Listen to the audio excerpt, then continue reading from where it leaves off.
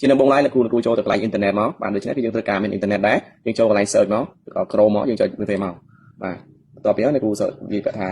បាទ remove background បាទនេះខ្ញុំបានវាចេញហើយគឺខ្ញុំមានស្រាប់បាទនេះលោកគ្រូឃើញនេះហើយលោកគ្រូយកអានេះលើគេនេះមកនេះបាទនេះអារូបពណ៌លឿងចុចលើវាមកបន្ទាប់ពីចុចវាមកដូចចុចពាក្យថា upload បាទលោកគ្រូចូលពាក្យថា upload ហ្នឹងមក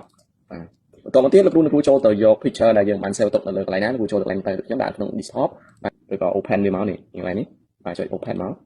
បាទឥឡូវវាកំពុងតែ remove ហើយបាទកុំព្យូទ័រនេះគឺតែការអ៊ីនធឺណិតផងដែរឥឡូវវាកំពុងតែ remove ចាំមើលវា remove ស្អាតតែម្ដងបាទឥឡូវលោកគ្រូឃើញនេះបាទវា remove ស្អាតតែម្ដងបន្ទាប់ពី remove បានហើយលោកគ្រូចូលគេថា download មកនេះ download នេះ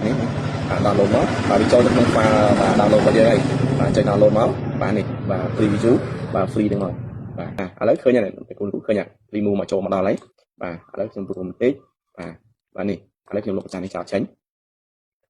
បាញ់តោះនេះឥឡូវលោកគ្រូវាអត់ទាន់បានពណ៌ក្រហមដូចបាទរបស់យើងដែលយើងចង់បានទេឥឡូវគ្រូចូលបាទប៉ះនៅលើបាទ picture របស់យើងនឹងមកនេះ format បាទនេះ picture format គ្រូចូលនេះកន្លែងនេះ color បាទនេះបាទពណ៌របស់វាបាទគ្រូចូលដល់ពណ៌មកនេះខ្ញុំដាក់ពណ៌ណាក៏នេះ3ពណ៌ក្រោយនេះគឺក្រហមដិតបាទចុងក្រោយគឺក្រហមដិតតែម្ដងបាទយើងប៉ះលើក្រហមដិតហ្នឹងមកឃើញទេបាទគឺស្អាតតែម្ដងបាទ remove គឺបានស្អាតតែម្ដង